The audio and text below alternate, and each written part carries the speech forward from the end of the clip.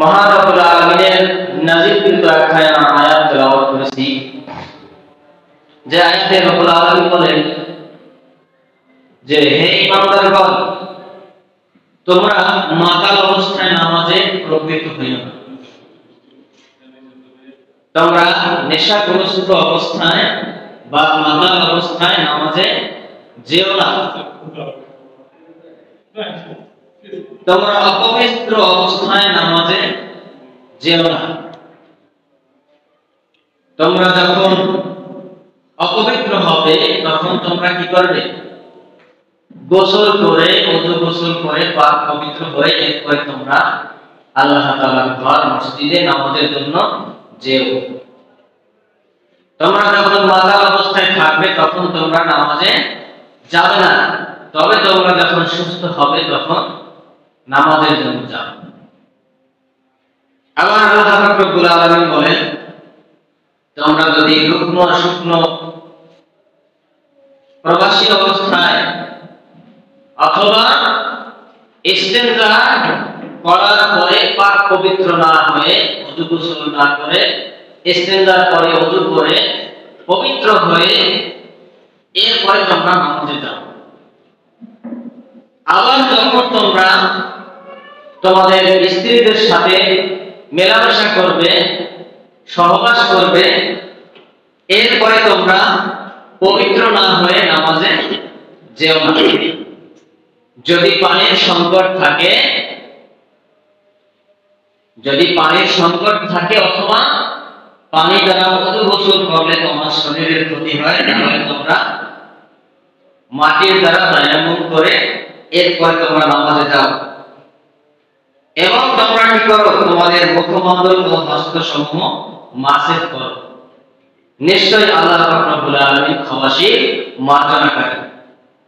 তাহলে আল্লাহ রাব্বুল আলামিন আয়াতে প্রথমে বলেন যে হে ঈমানদারগণ, তোমরা মাতাল অবস্থায় নামাজে যেও না।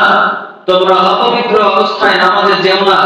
তোমরা ইস্তেনজা করার পরে, তোমরা স্বামী স্ত্রী মিলন করার পরে এরপরে তোমরা ওই অবস্থায়, নাপাক অবস্থায় তোমরা কি করো না?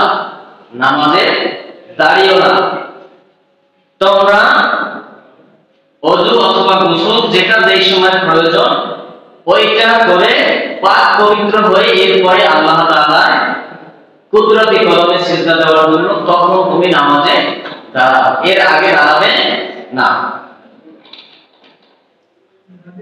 আবার আল্লাহর হাবিব সাল্লাল্লাহু আলাইহি ওয়াসাল্লাম তিনি হাদিসের মধ্যে উল্লেখ করে বলেন যে পরিষ্কার পরিচ্ছন্নতা, পাক পবিত্রতা, এটা হলো কি? ঈমানের অঙ্গ। আত-তুহুরু শাতরুল ঈমান। পবিত্রতা কি? ঈমানের অঙ্গ। তাহলে আমরা নামাজে অনেকে যাই, নামাজ পড়ি, দোয়া করি, কোরআন তেলাওয়াত করি, কিন্তু অনেকে আমরা জানি না যে কিভাবে পাক পবিত্র হতে হয়। অনেক মানুষ সঠিক জানে না। হয়তো সে জানে, আংশিক জানে, কিছু জানে, কিন্তু পুরোপুরি জানে না। তাহলে এই জানার জন্য আমাদের কি করতে হবে? আল্লাহ রাব্বুল আলামিনের কোরআনের কাছে আমাদের ফিরে আসতে হবে। রাসূল পাক সাল্লাল্লাহু আলাইহি ওয়াসাল্লামের হাদিসের কাছে আমাদের ফিরে আসতে হবে। আর যতক্ষণ পর্যন্ত না আমরা পাক পবিত্র হব, ততক্ষণ পর্যন্ত আমরা যত ইবাদত করি না কেন আল্লাহ রাব্বুল আলামিনের কাছে কবুল হবে না। আল্লাহ নবী সাল্লাল্লাহু আলাইহি ওয়াসাল্লাম বলেন যে তোমরা ইস্তেনজার পরে বা নাপাকি হওয়ার পরে এরপর তোমরা যতক্ষণ পর্যন্ত না পবিত্র হয়ে ইবাদত বندگی করবে, ওই ইবাদত আল্লাহ তাআলার দরবারে কবুল হবে না। এজন্য এই পবিত্রতা হওয়ার জন্য, পাক সাফ হওয়ার জন্য, পাক পবিত্র হওয়ার জন্য কি কি দরকার আমাদের জানার দরকার আছে না? আল্লাহর হাবিব সাল্লাল্লাহু আলাইহি ওয়াসাল্লাম তিনি এক হাদিসের মধ্যে বলেন যে কবরের মধ্যে দুই প্রকার ব্যক্তির আযাব হবে। তার মধ্যে এক ব্যক্তি হলো যারা ইস্তিনজার পরে, যারা প্রস্রাব পায়খানার পরে ঢিলাগুলো ব্যবহার করে নাই। যারা প্রস্রাব পায়খানার পরে কি করে না, ঢিলাগুলো ব্যবহার করে না। ঢিলাগুলো অথবা টিস্যু বর্তমান সময়ে আমাদের জন্য অনেক সুবিধা, এখন আর ঢিলাগুলো আমাদের বানানোর দরকার হয় না। তাহলে এত সুযোগ থাকার পরেও আমরা যদি এই সুযোগগুলোকে গ্রহণ না করি, আমরা যদি দূরে ঠেলে দেই, দেখেন নারী এবং পুরুষের মাঝে ব্যবধান হলো যে নারীরা যদি ইস্তেনজার পরে তারা ঢিলাগুলো ব্যবহার করে, পানি ব্যবহার করে, তাহলে তাদের জন্য হয়ে যায়। কিন্তু পুরুষ মানুষ যখন ইস্তেনজা করে, প্রস্রাব করার পরে, এরপরে সে যদি টিস্যু ব্যবহার না করে, ঢিলাগুলো ব্যবহার না করে, সে যদি পানি ব্যবহার করে চলে আসে, তার কিন্তু পবিত্রতা হাসিল হবে না। আবার অনেকে আছে ঢিলাগুলো অথবা টিস্যু ব্যবহার করে কিভাবে, যেমন সে কি করে স্পর্শ করাইয়া এরপরে ফেলে দিয়ে চলে আসে। তাহলে এইভাবেও কিন্তু তার ইস্তেনজার পাক পবিত্রতা হাসিল হবে না। এখন এই ইস্তেনজা থেকে আমাদের পাক পবিত্র হতে এগুলো আমাদের জানা দরকার আছে। তো পুরুষের জন্য ইস্তেনজার পরে কিভাবে পবিত্রতা হবে, কিভাবে সে পবিত্র হবে, তো সে যদি ঢিলাগুলো অথবা টিস্যু পেপার ব্যবহার করে, পুরুষ মানুষের শারীরিক গঠন সবার কিন্তু একরকম হয় না। সবার একরকম হয় না। কারো শারীরিক একটু সমস্যা থাকে, কারো একটু বেশি সমস্যা থাকে, কেউ একটু বেশি দুর্বল, আবার কেউ একটু সবল, মোটামুটি সবল, কেউ একটু ভালোভাবে সবল। তো এক একজনের শারীরিক গঠন, এক একজনের বডি ফিটনেস কন্ডিশন এক এক রকম। তো এজন্য ঢিলাগুলো বা টিস্যু ব্যবহার এক একজনের জন্য এক একটা সিস্টেম। যেমন কারো যদি শারীরিক অসুবিধা থাকে, মনে করেন ডায়াবেটিস, বা সে প্রস্রাব করার পরেও মাঝে মধ্যে তার সামনের রাস্তা দিয়ে প্রস্রাব আসতে থাকে, হাঁটা চলার পথেও। অনেকে দেখবেন শারীরিক দুর্বলতার কারণে এগুলো হয় কিনা, তাদের অনেক মানুষের এরকম সমস্যা হয়। তাহলে এই রকমের যাদের সমস্যা হয়, মনে করেন তাদের কি করতে হবে, বেশি সময় ধরে ঢিলাগুলো অথবা টিস্যু ব্যবহার করে হাঁটাচলা করতে হবে একটু সময়।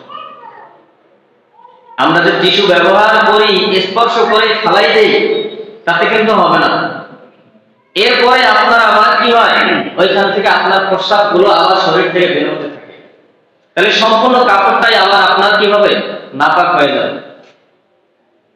কারণ পুরুষের যে প্রস্রাবের নালী, যে থলিটা আছে, ওইটা হলো অনেক পেঁচানো। ওইখান থেকে প্রস্রাব সম্পূর্ণ ক্লিয়ার হতে, সম্পূর্ণ সাফ হতে অনেকটা সময় লাগে।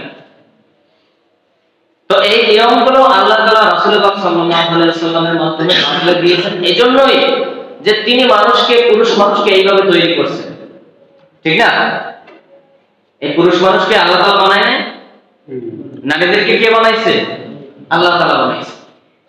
এজন্য নারীদের কিন্তু টিস্যু বা ঢিলাগুলো ব্যবহার করে তারা পানি দ্বারা পরিষ্কার পবিত্র হতে পারবে সাথে সাথে। কিন্তু পুরুষের জন্য প্রস্রাবের নালীটা অনেক দীর্ঘ। তার প্রস্রাব করার পরে সে যদি উঠে চলে যায়, সে যদি ঢিলাগুলো অথবা টিস্যু ব্যবহার না করে, তাহলে কিন্তু তার প্রস্রাবের ফোঁটা ফোঁটা করে আস্তে আস্তে শরীর থেকে বের হতে থাকে। এরপর তার কাপড়টা নাপাক হয়ে যায়, তার দই ওর সাথে রানের সাথে লাগতে থাকে।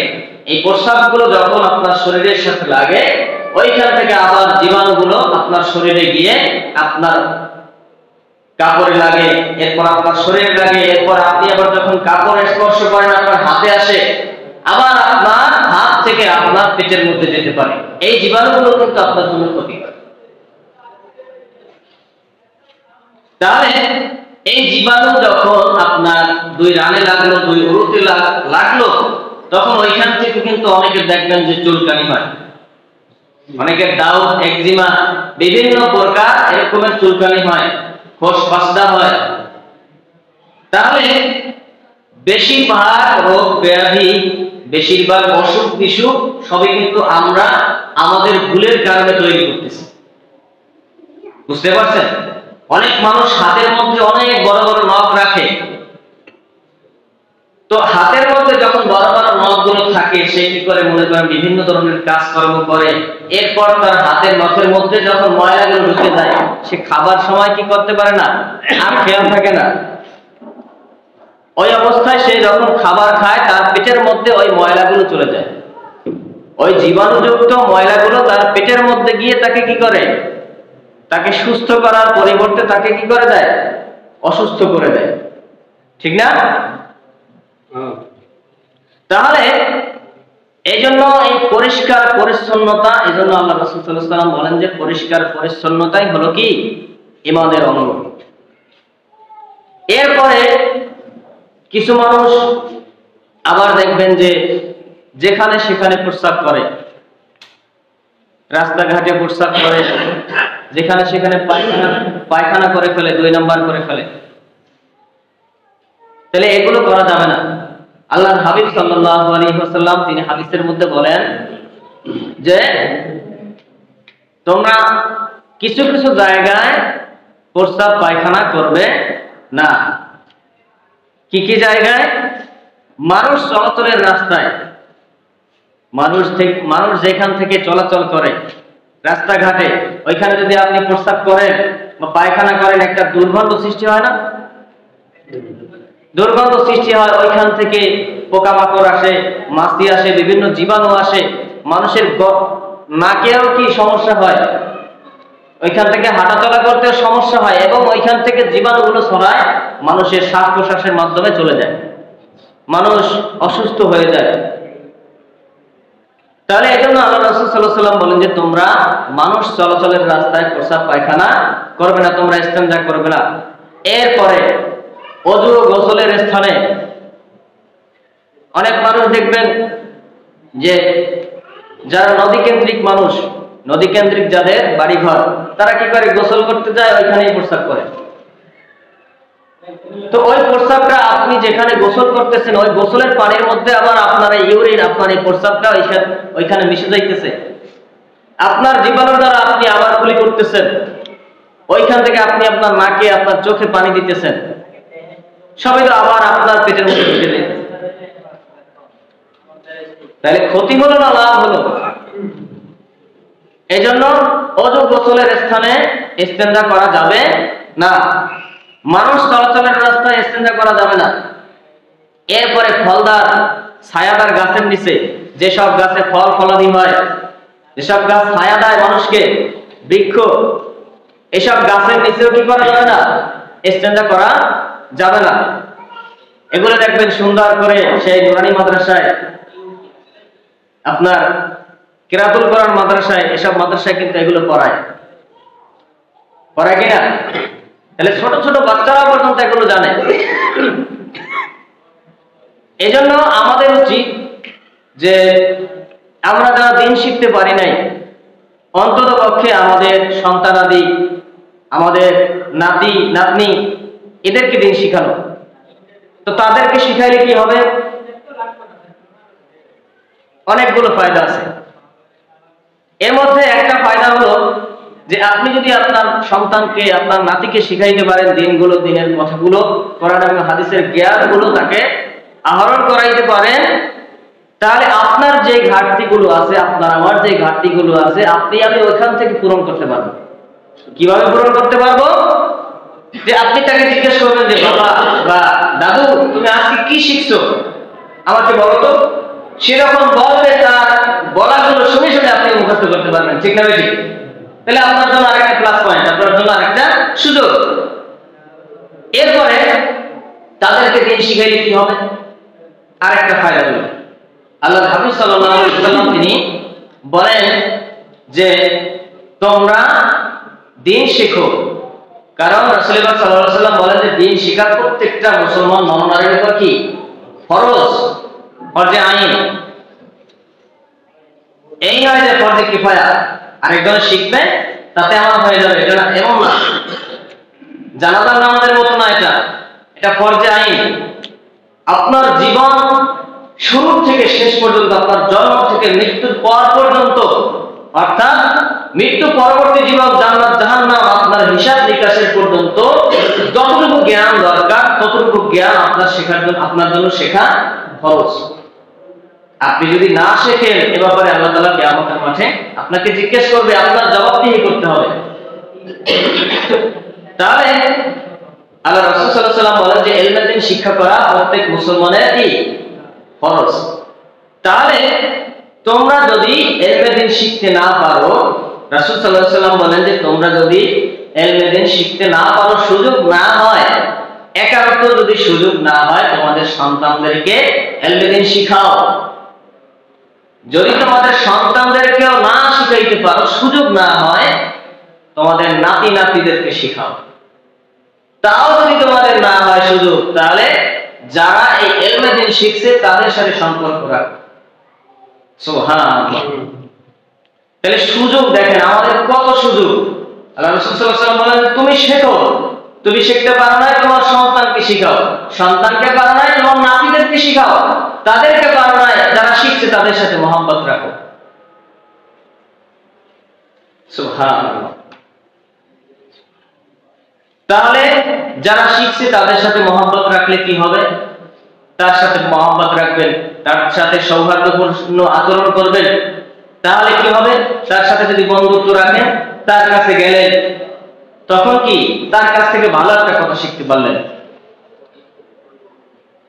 আল্লাহ রাসূল সাল্লাল্লাহু আলাইহি ওয়াসাল্লাম বলেন যে তোমার প্রকৃত বন্ধু ওই ব্যক্তি তোমার প্রকৃত বন্ধু, আসল বন্ধু, যার সাথে দেখা হলে আল্লাহ তাআলার কথা স্মরণ হয়, যার সাথে দেখা হলে, যার সাথে কথা বললে দ্বীনের জ্ঞান বাড়ে, জ্ঞান বৃদ্ধি পায়, যার সাথে দেখা হলে রাসূল পাক সাল্লাল্লাহু আলাইহি ওয়াসাল্লামের কথা স্মরণ হয়, রাসূল পাক সাল্লাল্লাহু আলাইহি ওয়াসাল্লামকে দেখতে ইচ্ছে করে, ওই হলো তোমার খাঁটি বন্ধু, প্রকৃত বন্ধু।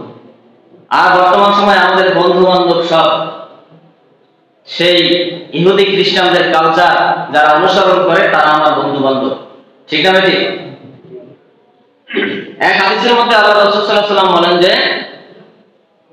যে যাকে মহব্বত করবে, যে যাকে ভালোবাসবে, যাকে অনুসরণ করবে, তার সাথেই তার কিয়ামতের দিন দেখা হবে, তার সাথেই সে উঠবে এক কাতারে, একভাবে সারিবদ্ধ হয়ে।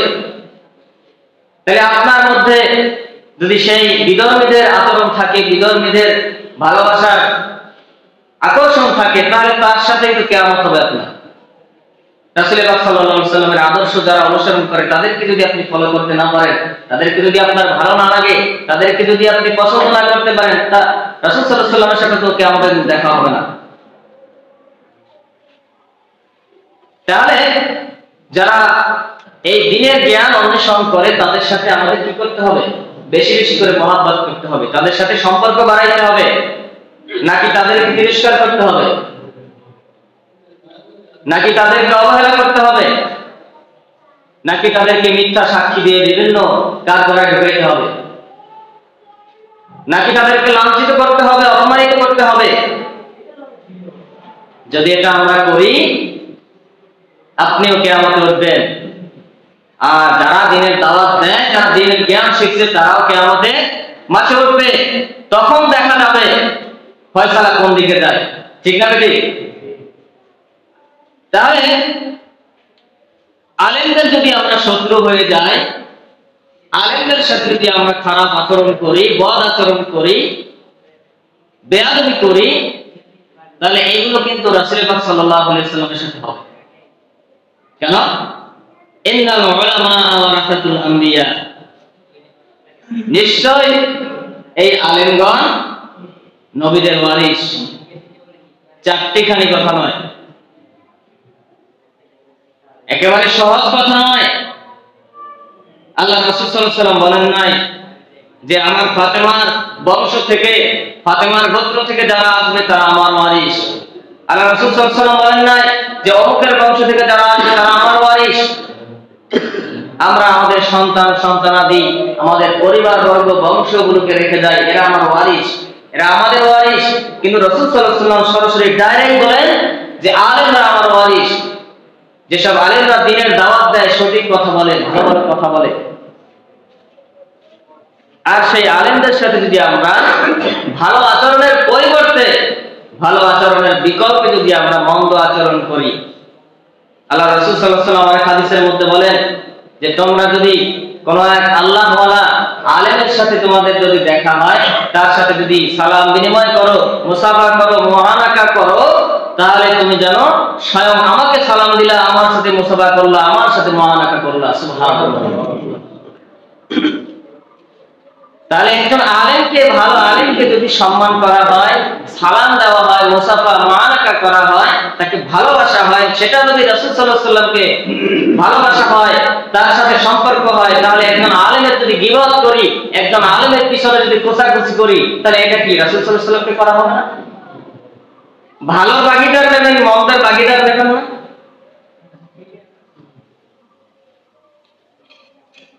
এজন্য আলেমদেরকে ভালোবাসি, আলেমদেরকে মহব্বত করি। আসুন রাসূল সাল্লাল্লাহু আলাইহি ওয়াসাল্লামের যাতে ভালোবাসা পায় কিয়ামতের দিনে, সেই চেষ্টা করি। কারণ আমরা যারা দ্বীন শিখছি আলহামদুলিল্লাহ, যারা শিখতে পারি নাই তাদেরকে কিন্তু জিজ্ঞেস করবে, আর জিজ্ঞেস করলে আমাদের কোনো জবাব থাকবে না। এজন্য শুধু আলেম নয়, শুধু আলেম নয় যে আলেমদেরকে ভালোবাসতে হবে, আলেমদের দোষ ধরা যাবে না এমনটা নয়, শুধু সমস্ত মানুষ সবাইকে ভালোবাসতে হবে, সবাইকেই মহব্বত করতে হবে। আলেম ছাড়া সবার ভুল ধরবো এমনটাও নয়। কারণ আপনি যদি কোনো এক মানুষের পিছনে গীবত করেন, আপনার ক্ষতি হবে। কারণ আপনি গীবত করে ওই ব্যক্তির মনে কষ্ট দিলেন। কিয়ামতের মাঠে এরকম দেখা যাবে যে আমি যদি মনে করেন আপনার গীবত করে থাকি, তাহলে কিয়ামতের মাঠে আল্লাহ তাআলা বলবে যে ও বান্দা, তোমার গীবত করছে, তুমি এখন তোমার বিচার করো। তখন দেখা যাবে যে ওই গীবতের পরিবর্তে নেকিগুলো সব দিয়ে দেব, সব দিয়ে দেব। ওই বান্দা যে ব্যক্তি গীবত করছে, ওই ব্যক্তি নেকিগুলো সব দিয়ে দেবে। যেতে যেতে তার আমলের সবগুলো, তার ভান্ডারগুলো সব খালি হয়ে যাবে, সম্পূর্ণ শূন্য হয়ে যাবে। তখন তার জন্য নির্ধারিত হয়ে যাবে জাহান্নাম। কোন মানুষ যদি কোন মানুষের গীবত করে, আল্লাহ রাসূল সাল্লাল্লাহু আলাইহি ওয়াসাল্লাম তিনি হাদিসের মধ্যে বলেন যে সে তার নিজের আপন মৃত ভাইয়ের গোশত খাইলো, যতটা গুনাহ হবে তার থেকেও জঘন্যতম গুনাহ। নাউজুবিল্লাহ। তাহলে আমি কি পারবো আমার আপন ভাইয়ের গোশত খাইতে? পারবো না। আবার কি আমার আপন ভাই সে মৃত, মৃত প্রাণীর গোশত খাওয়া হারাম। দ্বিতীয়ত কি আপন ভাই, আবার তৃতীয়ত কি কোনো মানুষের গোশত খাওয়া হারাম। তাহলে তিনটা গুনাহ হইতেছে। এরপরেও কিয়ামতের দিন তো আমল যাইবে। তাহলে এগুলো থেকে ফিরে থাকি। আল্লাহর হাবিব সাল্লাল্লাহু আলাইহি ওয়াসাল্লাম তিনি হাদিসের মধ্যে বলেন যে তোমরা যদি দুনিয়ার মধ্যে শান্তি প্রতিষ্ঠা করতে চাও, তোমরা যদি দুনিয়ার মধ্যে দাঙ্গা হাঙ্গামা, মারামারি, হানাহানি, ফিতনা, ফাসাদ সৃষ্টি করতে না চাও, দুনিয়ার মধ্যে দ্বীন কায়েম করতে চাও, অর্থাৎ শান্তি প্রতিষ্ঠা করতে চাও, শান্তি চাও, সমস্ত প্রত্যেকটা ক্ষেত্রে, প্রত্যেকটা সমাজে, সমস্ত জায়গায়, সমগ্র পৃথিবীর মধ্যে তোমরা যদি শান্তি চাও, তাহলে তোমরা ক্ষুদ্র ক্ষুদ্র যে ভুল ত্রুটিগুলো আছে এগুলো তোমরা ক্ষমা করে দাও। আর বর্তমান সময় দেখেন আমরা এগুলোই বেশি খুঁজি, আমরা এগুলো নিয়ে নামাজটা করি। কোন ব্যক্তি নামাজ পড়ে নাই, সেটা ফরজ তরক করছে, এটা নিয়ে আপনার আমার মাথা ঘামানো নাই। এটা নিয়ে একবার চিন্তাও করলাম না যে আরে অমুক ব্যক্তি আমার, সে ভাই, আমার প্রতিবেশী ভাই, সে আমার মুসলমান ভাই, সে এক ওয়াক্ত নামাজ পড়লো না। অথচ আল্লাহ রাসূল সাল্লাল্লাহু আলাইহি ওয়াসাল্লাম বলেন যে এক ওয়াক্ত নামাজ যদি কেউ কাজা করে 2,88,00,000 লক্ষ বছর জাহান্নামে জ্বলতে হবে। হাদিসে আছে না? তাহলে কাজা আর সে যদি নামাজটা তরক করে ফেলে, নাই করে, তাহলে তার কি অবস্থা হবে?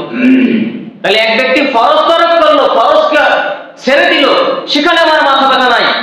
কোন ব্যক্তি সাধারণ একটু ভুল করলো, কোন ব্যক্তি সাধারণ একটু আমলে ঘাটতি আছে, এটা নিয়ে আমরা কারণ হাসিল করি।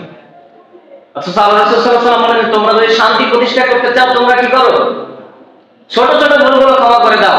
আবার আল্লাহ তাআলা কোরআনের মধ্যে বলেন যে মুহাম্মদ সাল্লাল্লাহু আলাইহি ওয়াসাল্লামের আশেপাশে যারা থাকে তারা নিজেরা পুষ্পকমল, তারা কাফেরদের ব্যাপারে বজ্র কঠোর।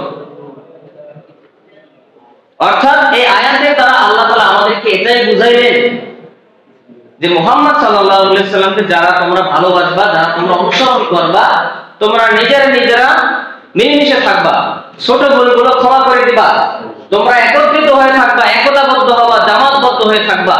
আর কাফেররা যখন তোমাদের ভুল ত্রুটি খুঁজবে, তখন তোমরা বজ্রকঠোর হয়ে যাবা, তখন তোমরা প্রাচীরের মতো, দেয়ালের মতো দাঁড়িয়ে যাবা ঐক্যবদ্ধ হয়ে। আমাদের মধ্যে এই আদর্শ নাই, আমাদের মধ্যে থেকে এই আদর্শ বিলীন হয়ে গেছে, উধাও হয়ে গেছে, যার জন্য মুসলমান আজ মার খাইতেছে, যার জন্য মুসলমান আজ নিষ্পেষিত, অপমানিত। এই মুসলমানের যদি এখনো ঘুম না ভাঙে, তাহলে মুসলমানের আরো করুণ অবস্থা হবে। কারণ আমি যে কথাটা বলেছিলাম এর আগে একদিন, যে হাফিজুর রহমান সিদ্দিকী কুয়াকাটা হুজুর, তিনি একটা কথা বলেছিলেন যে মুসলমানের আলেমরা যদি না থাকে, জ্ঞানী ব্যক্তিরা যদি না থাকে, কোরআন হাদিস জানলেওয়ালা যদি না থাকে, তাহলে কুকুর মরে শুকর মরে, তাদের জানাজা হয় না, মানুষ ওইভাবে মরবে, জানাজা দেওয়ার লোক থাকবে না। তাহলে যারা দিনের দাওয়াত দেয় তাদেরকে ভালোবাসুন, তাদেরকে কাছে টানুন, তাদেরকে মহব্বত করুন। তাদেরকে তিরস্কার করে, ঠাট্টা বিদ্রুপ করে দূরে ঠেলে দিলে ইসলামের ক্ষতি হবে। আপনি জ্ঞান থেকে বঞ্চিত হবেন, আপনি দিনের জ্ঞানের আহরণ থেকে আপনি বঞ্চিত হবেন, আপনার ক্ষতি হবে। আর সে যদি দিন থেকে সরে যায় আপনার কারণে, এজন্য কিয়ামতের দিন আপনার কারণে যদি চলে যায়, আপনাকে জবাবদিহি করতে হবে। আমার কারণে যদি সে দিনের দাওয়াত থেকে দূরে সরে যায়, আমাকে জবাবদিহি করতে হবে। এজন্য এখনো আমরা ফিরে আসি, আমাদের সময় আছে, এখনো আমাদের ফিরে আসার সময় আছে। তাহলে আমরা যে কথা বলতেছিলাম, যে রাসূল সাল্লাল্লাহু আলাইহি ওয়াসাল্লাম বলেন যে তোমরা নিজেরা জ্ঞান শেখো, দিনের জ্ঞান। যদি না পারো সন্তানাদিদেরকে শিখাও, নাতি নাতনিদেরকে শিখাও, না পারলে যারা শিখেছে তাদের সাথে মহব্বত করো, তাদের সাথে যেইভাবে সুযোগ হয় সেইভাবে মহব্বত করো। তাদেরকে কখনো অবহেলা অবজ্ঞা করো না, অবমাননা করো না, তাদের সাথে ঘনিষ্ঠ সম্পর্ক রাখো, সৌহার্দ্যপূর্ণ আচরণ করো। তাহলে তোমরা আমাকে ভালোবাসার, মহব্বত করার, আমাকে যতটুকু সম্মান করার করলে যতটুকু নেকি হবে, সওয়াব হবে, যেইভাবে আমাকে ভালোবাসলে আল্লাহ তাআলা খুশি হবে, ওইভাবে তোমরা আল্লাহ তাআলার ভালোবাসা হবে। সুবহানাল্লাহ। তাহলে আল্লাহ তাআলা যেন আমরা যে কথাগুলো শুনলাম এগুলোর উপরে আমল করার তৌফিক দান করেন। আমরা বলি আমিন। ওয়া আখিরু দাওয়ানা আলহামদুলিল্লাহি রাব্বিল আলামিন।